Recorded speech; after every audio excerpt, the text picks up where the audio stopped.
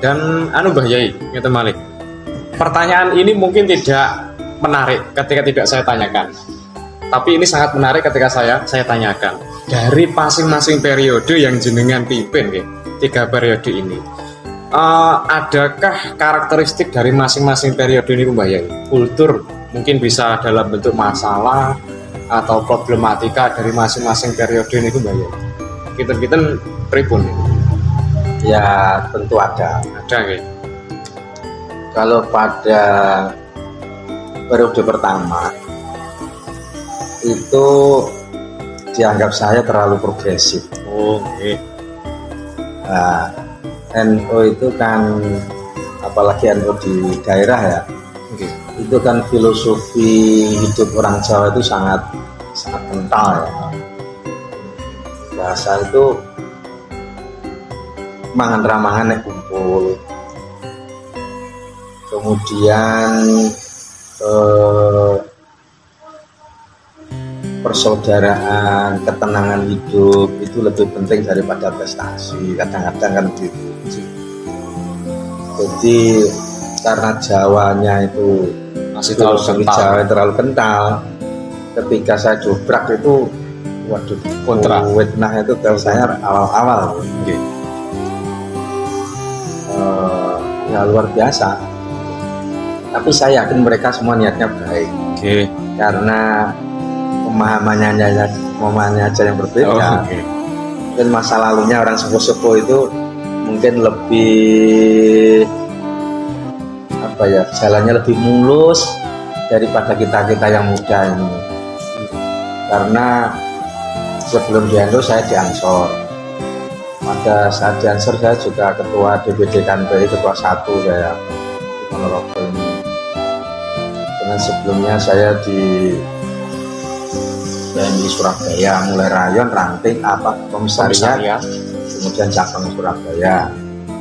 Kemudian sebelumnya saya juga sekretaris Senat, mau dijadikan ketua Senat. Saya bilang ketika saya sudah habis, saya harus pulang.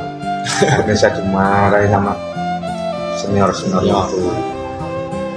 Kemudian juga saya ketua kajian pada saat bulan itu, kemudian pernah ketua KNPPS, keluarga mahasiswa pelajar Ponorogo di Surabaya. Artinya dari perjalanan ini akhirnya mungkin orang melihat saya itu terlalu banyak mengadakan perubahan-perubahan. Sehingga orang-orang sepuh itu nggak nyaman. Akhirnya dikira itu saya itu mau nyalon apa, pengen jadi apa. Ada tendensi kira-kira begitu. Karena orang itu menilai orang lain itu sebenarnya kan berdasarkan kacamata masing-masing. Berarti kalau dia menilai saya tendensi, berarti yang menilai saya itu berarti Anda sebenarnya yang terbiasa tendensi. Sehingga orang lain dianggap semuanya sama dengan dia. Cuman saya juga nggak perlu nganter, saya biarkan saja. Saya hanya ingin menunjukkan bahwa apa yang saya lakukan itu tidak sama dengan apa yang sampean dugakan. Ini saya akhirnya punya prinsip, sing kudu dipikir ya dipikir, sing kudu ora dipikir ya ora usah dipikir.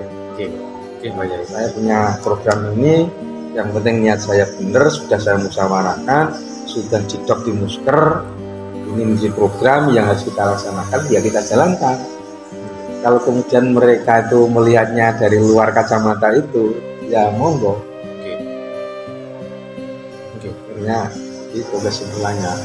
Itu yang pertama.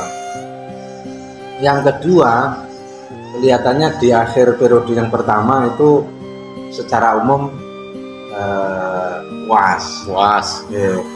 Sehingga aja sampai kengko orang yang kedua gitu.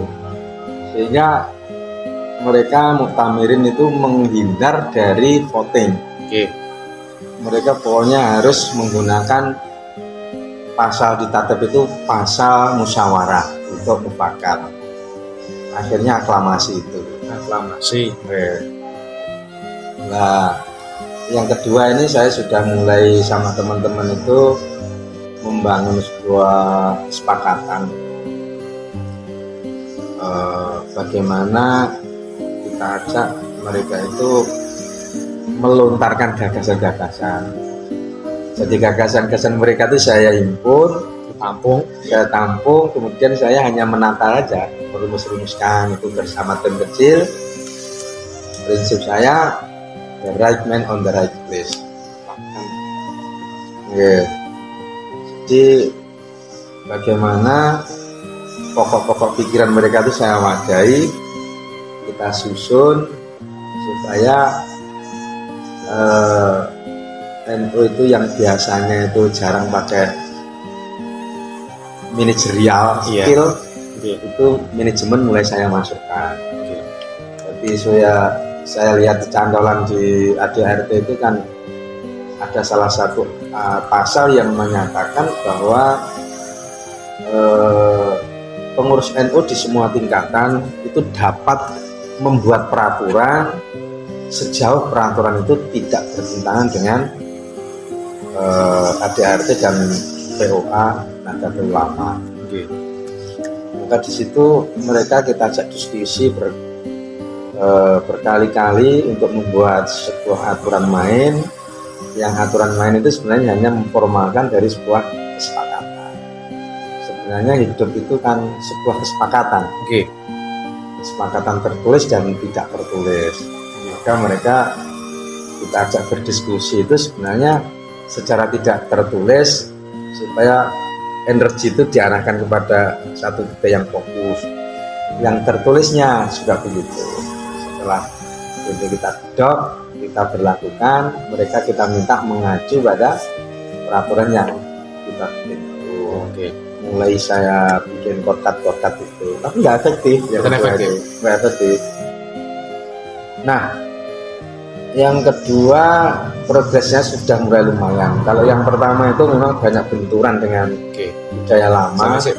Suka tenang ya, sukanya tenang kok dioprak gitu. Ya kadang-kadang dongkol saya itu.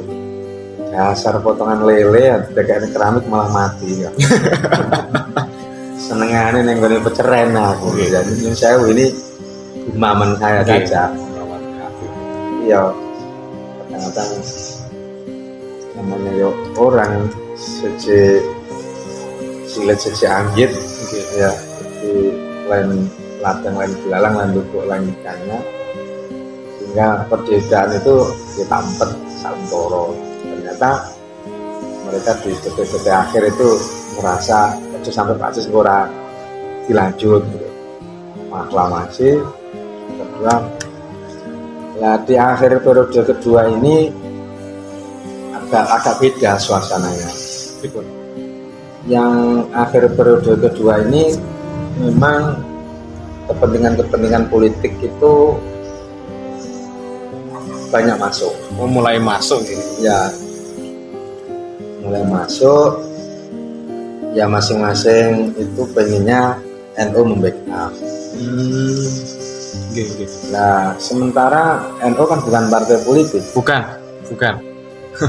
Cuman NU masanya banyak dan mereka kan masing-masing punya hak politik. Betul.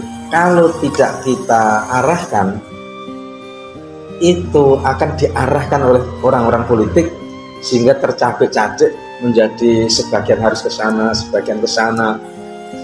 Ada juga yang menilai NU ini kok menengahi anggotanya diacak-acak orang politik. Nah, akhirnya melihat seperti itu, baru yang ketiga ini saya voting. Karena apa?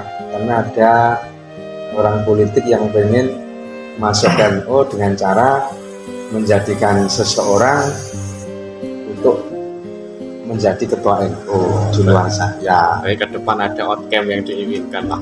Ya jelas. Tapi teman-teman yang sudah solid periode pertama dan kedua itu semuanya tahu itu. Makanya nggak usah dikomando, mereka gerak sendiri. Oke, sampai orang politik itu masuk. Karena bagaimanapun kalau NU itu butuh payung politik, iya. Butuh payung politik dan juga payung hukum. Ya, kemudian payung payung fundraising. Tapi ada 3 payung yang memang harus dimiliki oleh setiap perjuangan, termasuk NU. Kita butuh payung politik, sehingga kita ketika dengan birokrasi, dengan masyarakat itu kan butuh dukungan. Iya. Nah, ini memang sesuatu yang nggak mudah juga bersikap. Kalau kita ngikut politik A, nah ternyata mereka bukan ingin kerjasama dengan NU, apalagi mereka berjuang untuk NU, ternyata mereka hanya ingin menaiki NU. Nah, yang B, nah ini sepertinya pengen berkhidmat di NU. Yang C, ini kayaknya pengen kerjasama. Nah, ini kita butuh sebuah kearifan untuk mengambil keputusan, sehingga saya bentuklah tim politik di NU. Yang saya kalau berpikir politik itu saya kan kurang tajam. Sehingga saya cukup melalui tim itu saya merasa tahu jadi situasi ini, kondisi ini, kita harus bagaimana. Ya, karena NU itu kan rumusnya membuat kemaslahatan, menyebarluaskan kemaslahatan. Khairunas anfa'ul linnas. Jadi bagaimana NU di mana-mana itu bisa menebar kemaslahatan. Setidak-tidaknya kita dalam konteks ini harus mengurangi kemafsadatan. Jadi mafsadat yang besar itu kalau belum bisa mendatangkan maslahat yang besar, mafsadahnya yang besar ini kita kurangi supaya mafsadahnya berkurang. Darul mafasid masolih. Jadi sebenarnya mendatangkan kebaikan itu kalau kemafsadatannya ini tidak dihilangkan, ya akhirnya sia-sia. Muspro. Yeah. Sehingga saya hanya mewadahi pokok-pokok pikir mereka untuk bagaimana kita konsisten dengan yang perjuangan ini. Karena di NU itu yang dinilai sebenarnya bukan prestasi ya. Yang dinilai bagaimana berproses dengan baik. Syukur berprestasi.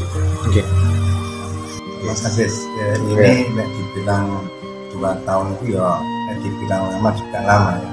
Tapi 2 tahun berakhirnya periode yang ketiga maksudnya. Iya. Mungkin Mas Aziz punya lihat apa semacam pola nantinya di periode berikutnya dengan saat ini NU Ponorogo yang saya dengar juga sudah banyak perubahan organisasi dan masing-masing itu, kemungkinan nanti ada pesan atau ada bantuan bagi pemirsa khususnya Mas Fadil mungkin ya untuk setelah periodenya Mas Aziz kan gitu. Karena yang dengar jadi kan NU tidak ada batasan jabatan kan gitu, tetapi yang dipakai adalah rasa etika. Nah, saya kira di etika ini dengan periode yang ketiga ini sudah manjing di hatinya Mas Aziz ini. Berarti ini bisa saja kan nanti berganti kan ya, gitu. Nah, monggo mungkin kita kan ular-ular mungkin bagi pemirsa khususnya siapapun nanti ya yang Jadi NU itu kalau kita flashback ke belakang ya, itu memang bukan organisasi sembarangan. Jadi proses berdirinya NU itu panjang sekali, dan itu memang betul-betul dikendaki oleh Allah Subhanahu Wa Taala. Jadi saya pernah mendengarkan daunnya Mbah Kiai As'ad Syamsul Arifin. Mbah Kiai As'ad Syamsul Arifin itu dulu nyantrinya itu ke Syekhona Khalil di Bangkalan sana. Beliau itu menceritakan bahwa Syekhona Khalil itu pernah punya catatan, yang catatan itu yang nulis adalah Raden Rahmat Sunan Ampel. Jadi Sunan Ampel itu kan orang Arab. Beliau itu menulis ya mungkin semacam diare ya, memori. Jadi Mbah Raden Rahmat Sunan Ampel itu ketika masih nyantri di Mekah sana, dirasa nyantrinya itu mungkin sudah santri senior ya. Itu mimpi dirawuh oleh Rasulullah SAW. Mimpinya itu rahmat, kalau di bahasa Jawa kan, bahasa Indonesia, kamu silahkan berdakwah ke negeri di timur, karena di negeri sini itu sudah tidak kondusif untuk mendakwakan Islam. Konon katanya orang-orang sepuh, kalau mimpi Rasulullah itu pasti benar. Setan jadi tidak mungkin itu bisa ngimbau-ngimbau seperti Rasulullah. Jadi pasti benar. Nah, itu besoknya malam mimpi seperti itu lagi. Besok malamnya mimpi seperti itu lagi. Akhirnya Raden Rahmat Sunan Ampel itu kemudian berjalan ke timur, akhirnya terdampar di Surabaya. Nah, ternyata apa yang dilaksanakan oleh NU ini dapat dikatakan melanjutkan apa yang telah didakwakan oleh Wali Songo. Mbah Raden Rahmat Sunan Ampel itu kan putra Mbah Ibrahim Asmoro Pondi. Mbah Ibrahim Asmoro Pondi putra Syekh Jumatul Putra. Itu semua adalah orang-orang dari Jazirah Arab. Artinya apa? Bahwa Wali Songo pergi ke tanah Jawa itu atas perintah Rasulullah SAW.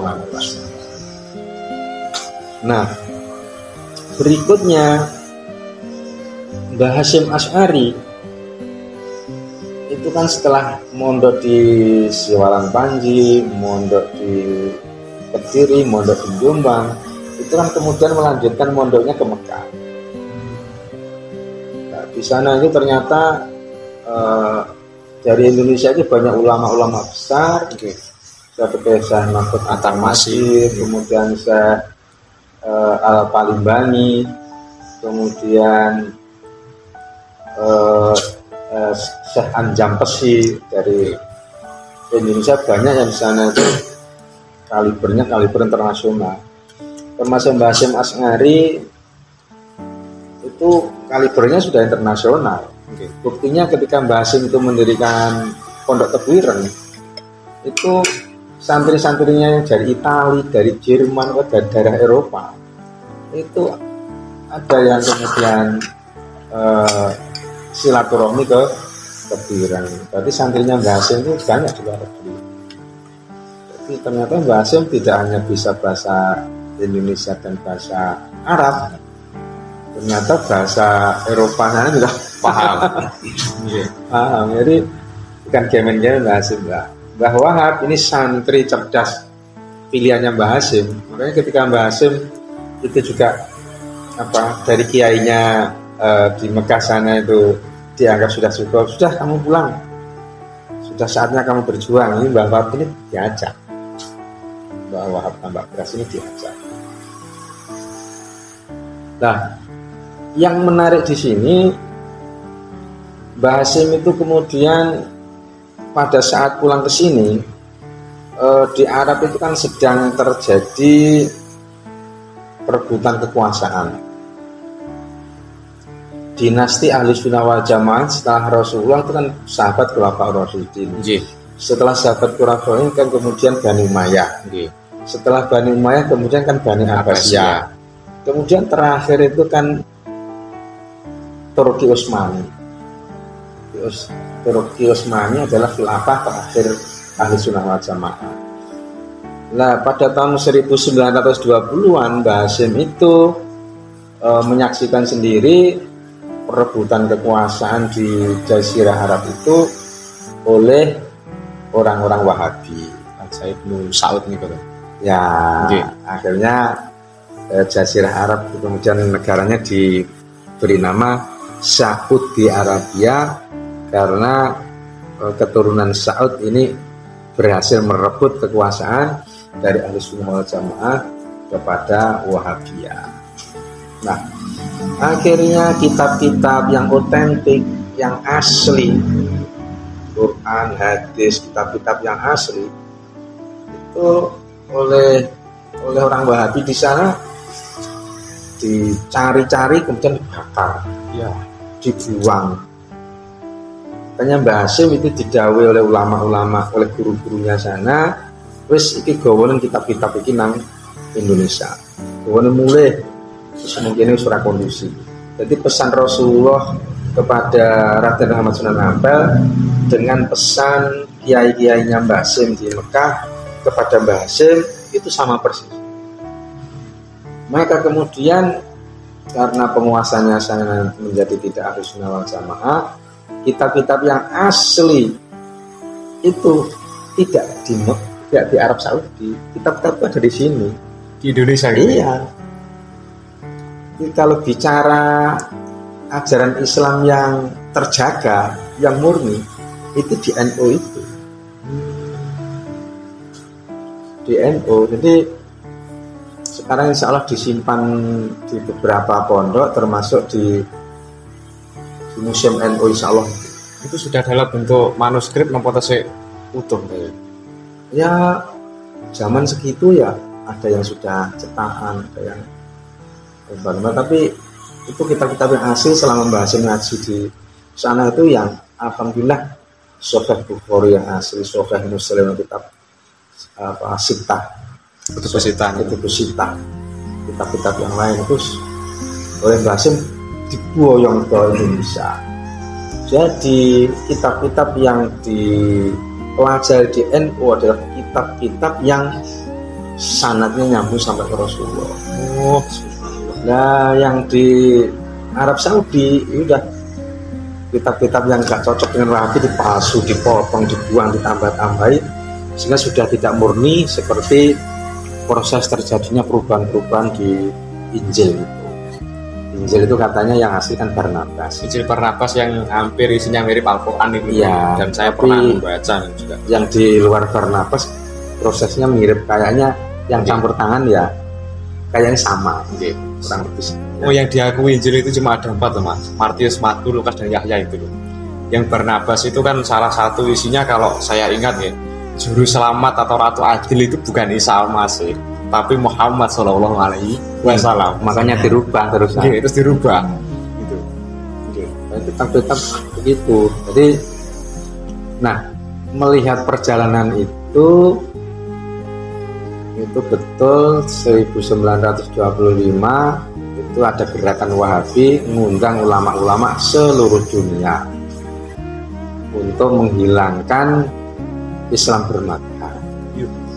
Padahal yang otentik itu kan harus bermadhab. Kalau tidak bermadhab, ya dia dari mana? Betul. Berislam itu. Quran sendiri pun juga menyebutkan walatakum malai salaka bi ilmun kan inna samal basar wal fuada kullu ulaika kana masuk. Kita kan nggak boleh mengikuti sesuatu yang memang nggak jelas jelunturungannya Mas atau asal usulnya. Kalau kita nggak bermadhab kan siapa yang akan menjadi panutan dan tumpuan kita mungkin betul gimana ya? Betul, madhab itu malah menjaga. Kalau orang kemudian tidak mau bermadhab, diancam oleh Rasulullah. Ya. Diancam oleh Rasulullah. Mangkola fil Quran biroi faqad akhta. Barang siapa memaknai Al-Quran hanya dengan nalarnya sendiri, faqad akhta, sungguh dia telah salah. Fatabawa maq'adahu finnar, bersiap-siaplah Anda masuk api neraka. Tidak boleh tidak bermadhab. Artinya bermadhab itu yang menjaga syarat keilmuan. Kalau diumpamakan Rasulullah adalah sumber mata air, maka yang kita minum itu adalah melalui pipa-pipa yang tidak bocor, yang terjaga rapi. Yang pipa-pipa itu kan madhab itu, bersanad itu. Kalau tidak bermadhab, tidak bersanad, ya jangan-jangan yang diminum itu bukan air dari Rasulullah. dari sumber yang lain mungkin. Jadi lah, melihat perjalanan itu, Mbah Hasyim kemudian ngajak para kiai dalam jumlahnya sampai menyentuh ratusan untuk istikharah. Dari berbagai, saya juga nggak bisa membayangkan, dulu belum ada aspal, belum ada kendaraan, belum ada HP, kok mereka bisa kelumpuhan sampai menyentuh kiai jumlahnya ratusan. Itu lewatnya mana, terus komunikasinya pakai apa? Karena mereka orang-orang hebat. Ya belum ada udah. Nah, akhirnya sekian bulan, sekian tahun, setiap ketemu itu belum dapat hasil istikharahnya gimana. Kumpul lagi belum dapat lagi. Ayo lanjut istikharahnya, riadonya terus. Akhirnya sampailah pada suatu saat Syekhana Khalil itu ngutus santrinya yang kemudian setelah sepuh yang disebut Kiai As'ad Syamsul Arifin itu untuk diminta, ringkesnya diutus Syekhana Khalil untuk diaturnya ke Mbah Hasyim. Tapi Mbah Hasyim sudah menangkap itu. Oh, berarti istikharah kita itu oleh Allah alamatnya dilewatkan Syekhana Khalil. Kemudian beberapa bulan berikutnya tasbihnya ini sudah diminta kepada santrinya yang namanya kemudian Mbah As'ad Syamsul Arifin ini untuk diaturin Mbah Hasyim. Makanya Mbah Hasyim sudah dapat kesimpulan, jadi inilah perintah, kita harus mendirikan jamiah yang kemudian diberi nama Nahdlatul Ulama. Makanya Mbah Hasyim itu kemudian dalam proses penamaan yang diminta istikharah Mbah Ridwan Abdullah untuk membuat stablat DRT diminta Mbah Dahlan Nganjuk. Untuk membuat pemaknaan terhadap lambang itu dimintalah Mas Asnawi Abdul Aziz. Artinya Mbah Hasyim itu kemudian juga membagi peran seperti itu. Jadi meskipun Mbah Hasyim mampu semuanya dikerjakan sendiri, tapi Mbah Hasyim tidak melakukan itu. Mbah Hasyim membiramai. Nah, orang yang paham politik, kemudian berorganisasinya itu luar biasa, orang yang jaduk, kendel, warok, komplit, pinter, cerdas. Makanya mulai dari Arab diajak pulang yang namanya Mbah Abdul Wahab Hasbullah. Jadi kemudian struktur NU itu, makanya Mbah Syekhana Khalil itu simbol Mustasar, penasehat. Mbah Hasyim itu simbol Surya. Sebenarnya Mbah Wahab itu lebih simbol ke kekuatan fidyah. Tapi karena struktur pada saat itu masih babat, jadi struktur tanfidyah itu yang layak untuk menjadi acuan bagi saya itu Mbah Wahab. Mbah Wahab malam. Iya, Mbah Wahab. Meskipun posisinya itu katib, itu peran-peran ketuanya, karena ketika mendatangi muktamar alam Islam itu yang diutus Mbah Wahab. Nah, waktu itu ketuanya Mbah Hasan Kipu. Mbah Hasan Kipu itu keturunan Arab, saudagar besar, orang kaya raya, kemudian diajak oleh Mbah Hasyim untuk bagian membiayai. Jadi perjalanan ke Arab itu membiayai ya bahasa ordinir Mbah Hasan Kipu itu.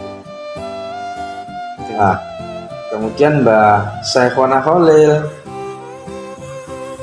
itu mengatakan begini, jadi NU itu jangan untuk main-main, karena di NU itu ada filosofi dari Asmaul Husna, ya Jabbar, ya Qahhar. Ya Jabbar, ya Qahhar itu yang maha perkasa dan yang maha memaksa. Jadi karena Allah itu maha perkasa, makanya jangan sampai Anda melawan keperkasaan dari NU. Kemudian memaksa, maka kalau Anda melawan, Anda pasti hancur. Apa yang perlu kita ambil hikmah dari ya Jabbar ya Qahhar ini? Ini wiridnya ulama-ulama pendiri NU itu ya Jabbar ya Qahhar, ya Jabbar ya Qahhar, ya Jabbar.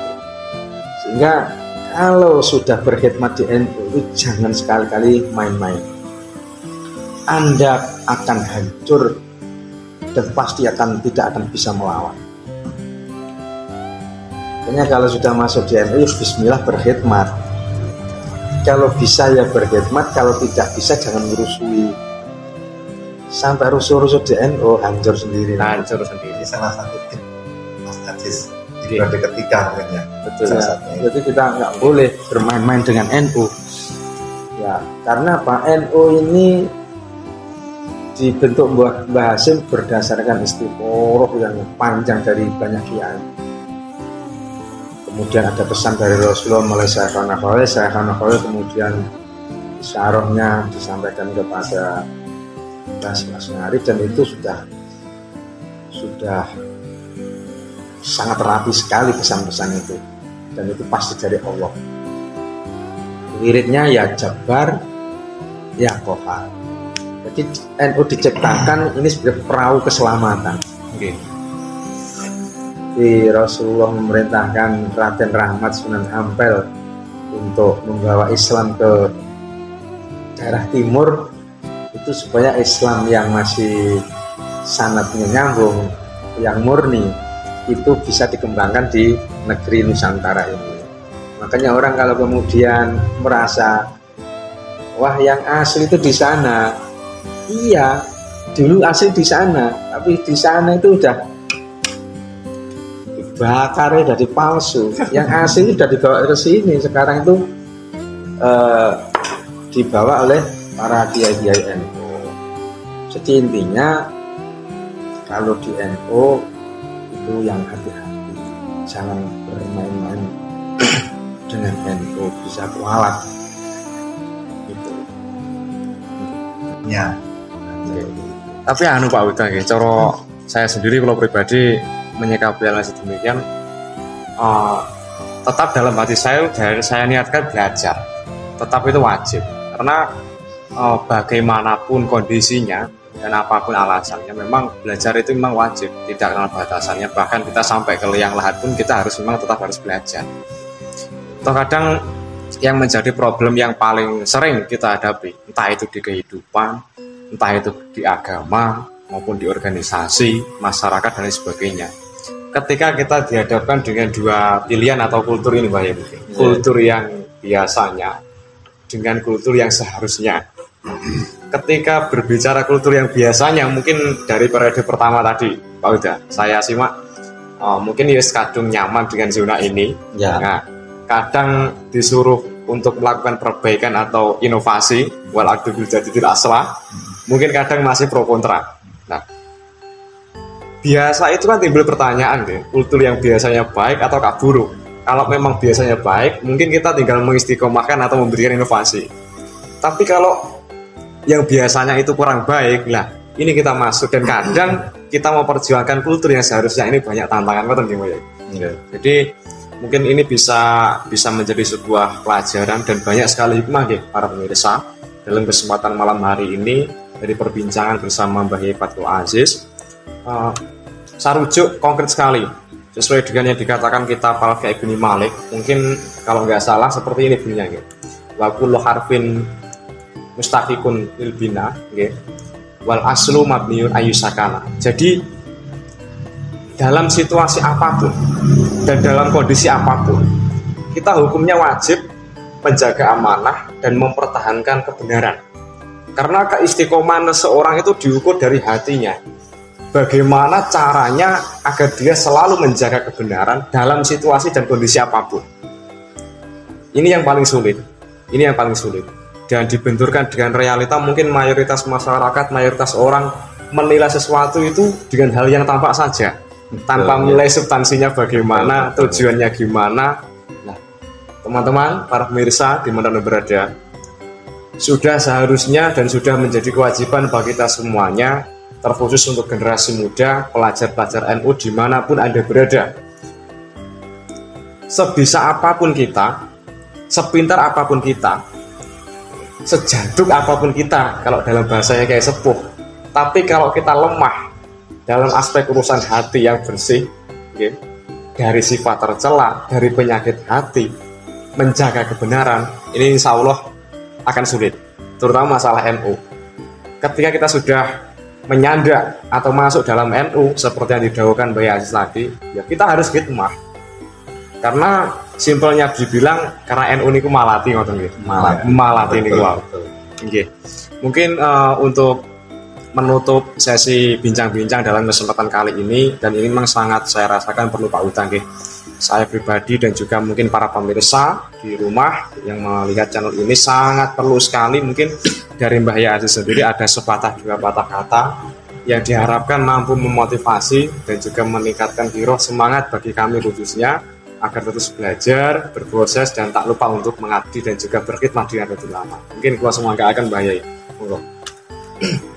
Yang pertama, melihat perjalanan sejarah, NU itu sekurang-kurangnya ada 5 pihak yang berperan, dan ini harus berkolaborasi dengan apik dan proporsional.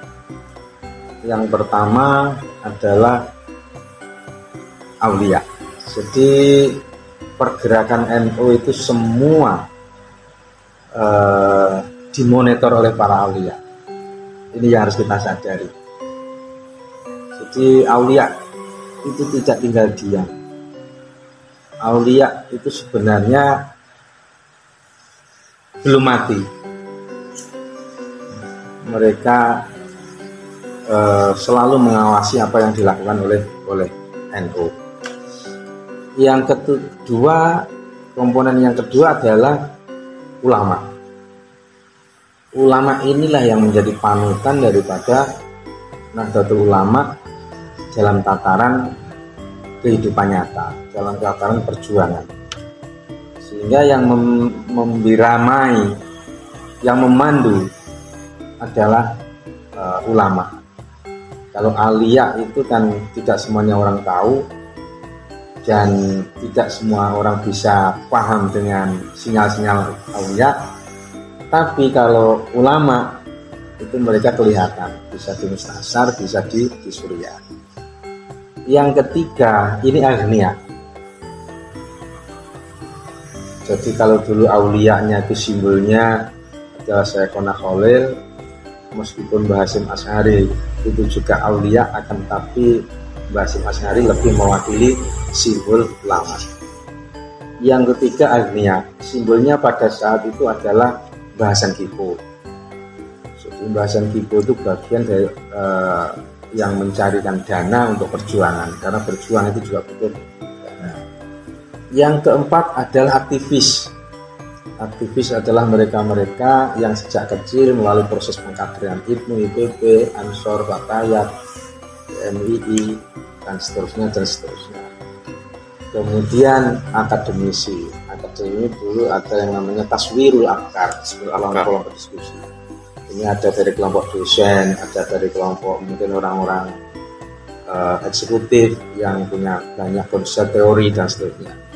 Sehingga 5 komponen ini, ulama, ahli, aktivis, akademisi, ini bagaimana berkolaborasi secara apik, semuanya saling menopang untuk mewujudkan tujuan daripada Nahdlatul Ulama, yaitu menyebarkan kemaslahatan di tengah-tengah kehidupan masyarakat yang seluas-luasnya. Ini yang harus kita sadari. Jaga egoisme, hindari egoisme sektoral. Kita harus sadar bahwa kita dimonitor oleh para aulia, kita dipimpin oleh para ulama. Cuman tataran lapangan syariat itu digerakkan, dipimpin oleh aktivis, dibiayai oleh agnia.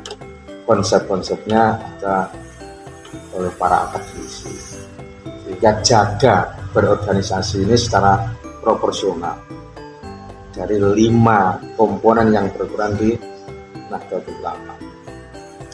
Yang kedua, istiqomahlah di dalam berkhidmat di Nahdlatul Ulama. Dengan istiqomah, insya Allah Maha tahu apa yang harus diberikan kepada panjenengan-panjenengan yang istiqomah berkhidmat di Nahdlatul Ulama. Allah tidak sare, dan Allah akan memberikan yang terbaik kepada siapa saja yang tulus ikhlas berkhidmat di Nahdlatul Ulama. Istiqomah ini penting.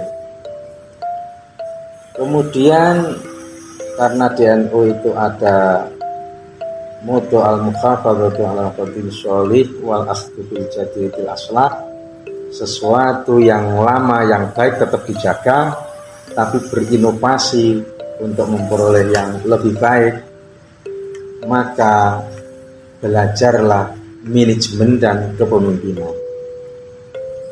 Manajemen adalah sebuah rambu-rambu berproses secara fungsional. Jadi mulai dari perencanaan, kemudian menggerakkan bagaimana semua anggota melaksanakan perencanaan tersebut, kemudian monitoring, evaluasi, kemudian kembali ke perencanaan lagi.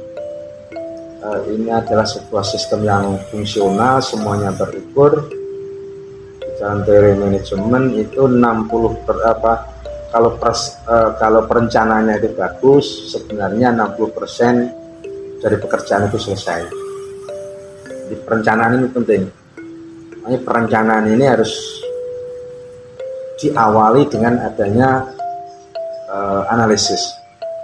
Bisa analisis SWOT, bisa analisis TOIS, bisa analisis Blue Ocean, tergantung yang kita analisis itu situasi kondisinya di mana. Di dalam manajemen perencanaan yang bagus itu 60 pekerjaan selesai. Dalam teori manajemen juga SDM yang tepat, memilih SDM yang tepat, 60 pekerjaan selesai. Nah, dengan demikian di manajemen kata kuncinya perencanaannya bagus, dilaksanakan oleh orang-orang yang tepat. Kata kunci manajemen. Kemudian kepemimpinan itu adalah seni, ilmu dan seni. Dalam konteks ilmu kita bisa peroleh dari mana saja, tapi dalam konteks seni belajarlah sejak dini, berproseslah sampai menjadi suatu keyakinan, menjadi kepribadian sebagai kader-kader NU yang siap berjuang untuk menebar kemaslahatan yang seluas-luasnya di tengah kehidupan masyarakat. Maka ketika kita merasa bahwa kita diawasi aulia, dipimpin oleh alim ulama, diramai oleh aktivis, dibiayai oleh agnia, dengan menerima konsep-konsep dari para pemikir, kemudian kita menerapkan manajemen yang bagus, sehingga kerja tim ini terukur acuannya, sehingga kebenaran itu akan diukur dari kesepakatan yang diwujudkan dalam perencanaan itu. Maka kita akan bisa berorganisasi secara baik. Juga dalam proses kaderisasi, ini adalah proses menginternalisasi nilai-nilai perjuangan. Maka IPNU IPPNU ini adalah masa-masa emas untuk membentuk karakter diri sebagai calon-calon pemimpin ke depan sesuai dengan yang diharapkan oleh para mahasiswa. Jadi itu. Kemudian yang terakhir adalah istiqomahlah dalam berkhidmat di Nahdlatul Ulama. Nah, saya kira ini yang perlu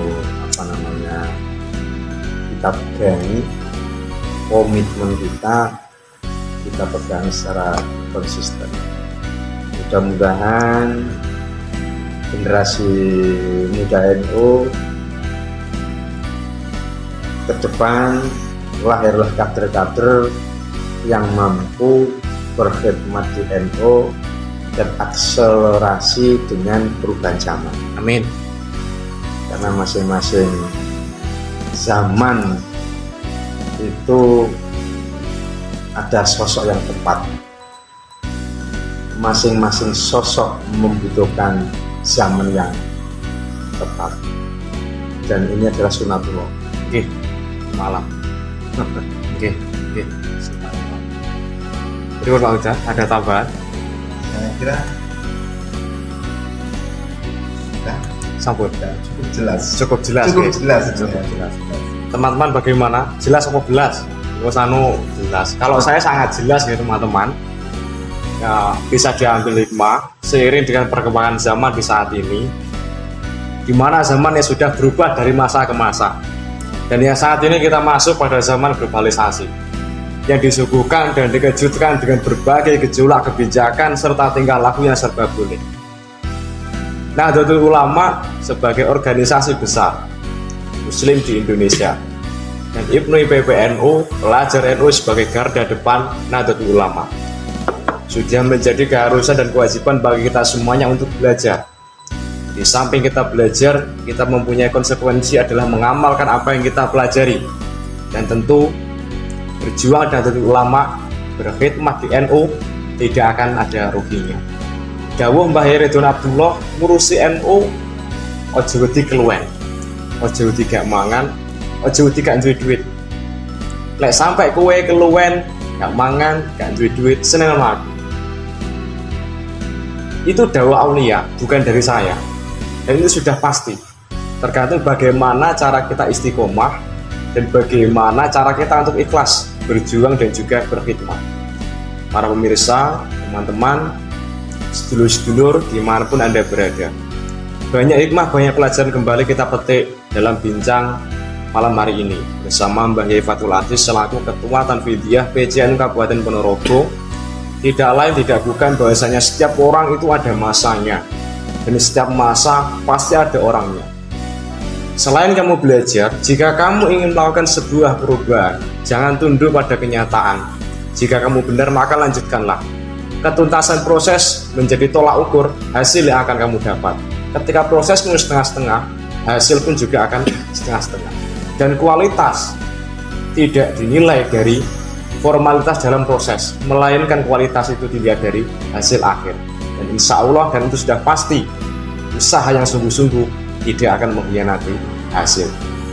Mungkin salam fantastis untuk kita semuanya, dan terima kasih kepada Mbah Yai Fathul Aziz atas waktu yang telah dilonggarkan. Ini mohon maaf yang sebesar-besarnya ya Pak Uda. Ini kulon jenengan kali rencang-rencang kok ganggu. Mungkin dari hal ini bisa bermanfaat, bisa membawa barokah masalah di dunia wal akhirah. Amin ya rabbal alamin.